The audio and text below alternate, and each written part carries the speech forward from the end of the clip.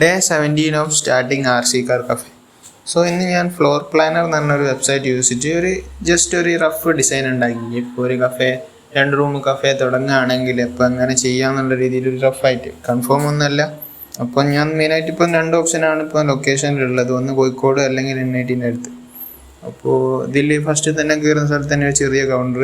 ഇപ്പം കൗണ്ടറിൽ ഡ്രിങ്ക്സും കാര്യങ്ങളും ഫുഡും ഒക്കെ ആയിട്ട്, പിന്നെ അതിൻ്റെ അടുത്ത് തന്നെയായിട്ട് ചെറിയ ഡൈനിങ്, 1-2 ഡൈനിങ്, ഒരുപാടൊന്നുമില്ല. ഒരുപാടായ കൺജസ്റ്റഡ് ആയി പോകുമല്ലോ. പിന്നെ ഒരു ട്രാക്ക്, കൺസ്ട്രക്ഷൻ ട്രാക്ക്, അതിൻ്റെ ചുറ്റിലും ചെയേഴ്സ്.